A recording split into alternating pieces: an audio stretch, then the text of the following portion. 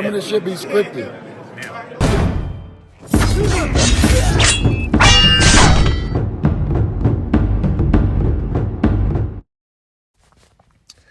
It was something that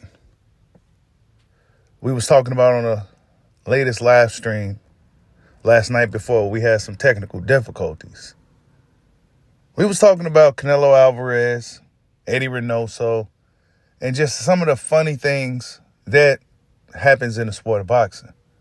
Now, Jermall Charlo was one of the guys that kind of brought this up, right? I've been telling y'all about Snack for a long time. Victor Conte them. All right, so like, all right, hear me out. No bullshit for real. They make the drug at the limit of non-responsible. All right, so like this right here. This level is you're banned. That's a banned substance. They will make the drug all the way up to the line of the banned substance, but it just didn't show, so it's not responsible. So they've been doing that shit for years, but now that they, tapped into it, it's getting caught. Y'all think Canelo haven't been taking Clinton Bruderol for a long ass time? Y'all think he ain't back on that shit? Or y'all think it was just a mistake? Because I go to Mexico all the time, from Houston, from Texas. I'm in Mexico all the time eating steak.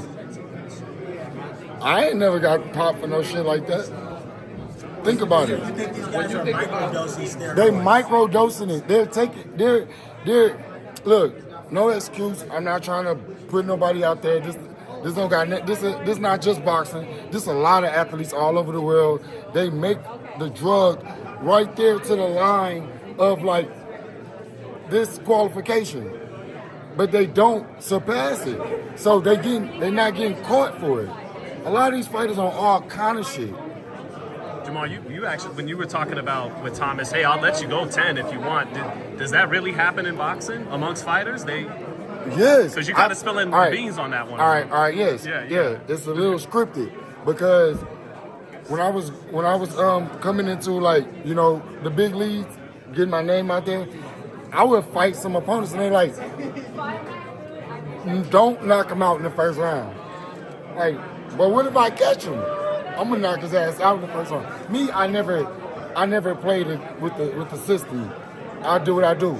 But it's fighters that will make it last. Some fighters take dives. You don't think a fighter gonna hold another fighter up? It happens. Even at the top level? At the championship level? Yes, it happens. Some of this shit be scripted. And after hearing what he had to say, he said a lot of things that I've been saying for years, that we've been saying for years, that over here on this side of the internet, we've been saying it for years. If a fight's looking funny to you, if a fight's feeling funny to you, then it's a funny fight, right? And it's been many instances when I felt that a fight was fixed, right? And it's not always popular to come out and talk like this either. It's just really not. It's not popular at all. But you heard what Jermall had to say. He said it happens at the top. He said some of this stuff be scripted. And part of me is feeling that he's saying this in regards to his brother's fight with Jermall Charlo. But anyway, this started off from Jaime Munguia, right? Jaime Munguia tested positive from Bruno Saras for some testosterone stuff, right? But the thing is, what everybody's talking about on social media in regards to this is that everybody from Reynoso's camp, it's like 9 fighters or however many guys, tested positive. Whenever they worked with Eddie Reynoso, they tested positive. I think the only guy that didn't was Andy Ruiz. Correct me if I'm wrong there. He's the only guy. I can't even remember if he tested positive now. It's been so long. It's been so long since we really seen Andy Ruiz. I kind of forgot, but I don't think he tested positive, but I think everybody else did. Oscar Valdez, Ryan Garcia, Frank Sanchez didn't, right? Frank Sanchez didn't. From what I know, right? Luis Neri, right? Canelo Alvarez himself. I mean, it's a lot of these guys tested positive under Eddie Reynoso, and this is what everybody's talking about on the internet. And this is something that I've been telling you guys, man. Some of these dudes need help in these fights, bro. Some of your favorite fighters need help in fights. Point blank, period. That's just what it is. They need help. Whether it's a rehydration clause, a catch weight, some type of stipulation or rehydration. You know, they need some type of handicap on another fighter just to make sure they can get the victory. Maybe due to their own natural limitations, right? But it's something that I've been talking about for a while, bro. The Canelo fights, a lot of his fights look funny to me. Certain dudes that I know that can fight, got a good style for them, that could possibly, didn't do it, didn't do nothing. It's almost like they forgot how to punch. It's almost like they forgot how to punch, bro. Dudes that, and fights after, putting dudes in seizures and shit. But when he's fighting Canelo, he's pulling punches, bro. We talked about all this stuff for years, dude. But it kind of gets overlooked and overshadowed by, he's just great. But, bro, this dude ain't really trying to fight him. Why is this guy who's naturally the better athlete just standing in front of him, letting him get off his best work? It just doesn't make any sense. Kovalev fight, pulling punches, pity-patting with Canelo the whole time until time was up. Out of nowhere, he just knocks him out. It's almost like, oh, time up. I'm doing too much. All right, here you go. Put that hand down slightly. Bam, hit him with the hook. Come on, man. What happened? You had it easy, even though you was shot worn and battle beaten from the fight with Anthony Yarde a few months prior. You still was having it really easy with Canelo Alvarez. And then you just out of nowhere just stopped fighting and you got caught. Like, stop playing with me, bro. We heard with Dimitri Bivol, what happened with him, right? That he didn't, this is just rumors now, but they said that he didn't get a certain amount of his purse or something because, well, he wasn't supposed to be doing all that. William Skull apparently recently came out and said that he was not told to punch or some crazy shit. Something crazy, right? And then these guys disappear from the sport. Like certain guys, like Jermall Charlo just disappeared for years. Billy Joe Saunders just disappeared for years. Kovalev just disappeared for years. These dudes just gone.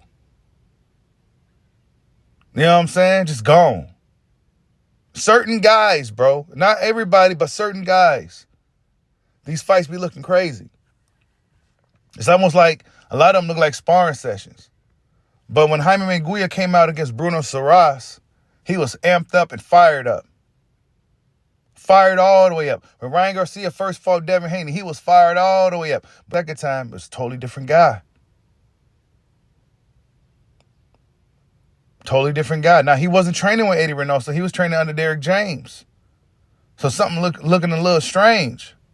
But even still, everybody that trained with Reynoso for whatever reason, not anybody that's with snack program or nothing like that, right? People like to point the finger at the snack program and all that, just mostly because of Victor Conte. Now, you best believe if Victor Conte was never a guy that was with Balco, helping the baseball players out, cheating years ago, if he never did any of that stuff, then they probably wouldn't be pointing the finger at snack like they do, right? They'll be pointing to the fingers there's people that's actually testing positive, but they point the finger at snack. I say snack is innocent until proven guilty. Right? None of these guys tested positive. Nobody ever got caught up on nothing. Right? Nobody never got caught up on nothing. No investigations, no deep investigations. A lot of people insinuate snack program has been getting by with fighters, getting by the system. Right? But any of this stuff, none of those guys ever tested positive. Any of those fighters, Crawford, Boo Andrade, anybody, Devin Haney, anybody that just rep snack, whether they was sponsoring them, whatever they was doing, they never tested positive. None of those guys ever tested positive. Anybody that ever wore a snack shirt, one thing we can say for sure, they ain't never test positive. Correct me if I'm wrong, but I don't think any of those guys that ever wore that shirt, they never tested positive. But you got mysterious dudes just testing positive, man. All these guys from this camp, man, it looks really, really suspect, bro. And it goes back to what I've said. A lot of certain fighters just need help in fights. Certain fighters need certain fighters to kind of just come to them, bring the fight to them. They can only fight really one way. And they use the whole, excitement aspect of it to lull those type of fights because they're limited fighters. They may not have the foot speed, the IQ to really overcome in a tough fight when they end up with somebody for real. So they need to take some performance enhancements. They need to put some type of clause on a fighter, you right? Or it may be some type of hidden script. Maybe William Skull wasn't supposed to do all that. Right? Maybe William Skull at a certain point in the fight was supposed to let Canelo tee off on him and let Canelo do what he do, but William Skull had other plans. And they still didn't give it to him. But maybe that's what really was happening. This just goes off of what Jermall was saying. A lot of this stuff be scripted. The energy from Jermall Charlo wasn't that of a lion prior to fighting Canelo Alvarez. He was a humble kitten going into that fight with Canelo Alvarez. He should have been a lion going into that fight. Man, he was very docile going into that fight with that dude, and it showed in the ring. I still refuse to believe that Jermall Charlo, that was his best performance he could have put up against Canelo Alvarez, the biggest fight of his life, the biggest fight of his career. I failed to believe that was his best. And it leads me to also believe that was probably part of the script. That script his brother, Jermall, was talking about. You see, we talk about this stuff over here on this side of the internet, man. Because sometimes these fights be looking funny, bro. You could tell when an opponent is actually coming to win to beat that fighter, that big star, big name fighter. You could tell when this guy's coming to win that fight, bro. And in a lot of cases, that is the case. These guys come to win. They try their best to get the job done. They just come up short, right? But in some fights, man, I know how punches look when they getting pulled, bro. I know how pulled punches look, bro. I've seen better punches thrown in movies. Are you telling me that what was that, bro? Callum Smith, when he fought Canelo, what was that? Callum Smith can actually punch. What was that? He was pulling punches in the fight, bro. He wasn't punching Canelo like he was punching after Canelo. Now, he may have been weight drained because they definitely put a clause on him. But he had nothing in that fight. Well, why? Like, all of a sudden, biggest fight of your career, bro. Canelo's the big fight. Every time I see Crawford fight these guys, say what you want about his opponents' names, but every time I see a guy like Crawford, them dudes be coming to win against Bud. Bud be having to beat the fight out of these dudes and beat these dudes down. They come to win against Crawford. But when I be seeing them against guys like Canelo, bro, it's like, man, it's almost like you just happy to be here, bro. Like, it looks like a sparring session. It's not a fight. And then Canelo end up winning the fight, right? Pretty one-dimensional guy, he got a lot of fights out there, so guys should pretty much have the book on how to deal with Canelo Alvarez. It's not one of those things to where, he's really got a fast first step. He's lightning quick in the pocket, and, he's still real explosive, and he's dangerous. He's a one-punch guy, and his defense is marvelous. And none of that shit, bro. And these dudes that's 6'2", 6'3", getting stopped and struggling with a dude that's 5'7", bro. I'm sorry. I know height don't always win fights, but come on, bro. And these are naturally bigger guys, right? Like, how is this happening? And then when you see Canelo in other fights, when he fought like Chavez, he couldn't put a dent in the dude. Couldn't hurt him at all. Yeah, man, these dudes be having to put clauses on fights. These dudes be needing help. Jaime Munguia actually came out with a video explaining himself, saying he's innocent, right? It was in Spanish, but he came out with a video saying that he's innocent and all that. So I don't know, man. It just looks really suspect. And I'm just going off of what I've noticed over the years, some of the instances where I felt like, yeah, that shit would look suspect, bro. You know what I'm saying? That fight looks suspect. And a lot of it happened with some of the big name dudes, man. Some of the big name guys, that can kind of pick who they want to fight and stuff like that. So by these guys getting these opportunities, be like, hey, man, don't be punching. Don't knock this guy out too early, man. Just let it go on for a little bit, Let it go on for a little bit. And then, Jermall was like, wait, whoa. What if I knock the guy out? Like, I'm not trying to do all that. I'm just trying to get this shit done. Yeah. He exposed some shit. Now, you can say what you want about Jermall Charlo right now. He don't look like he's the same Jermall Charlo that we've seen over the years, right? You can see the look in his eyes that he's been doing some things or going through some things during his time off.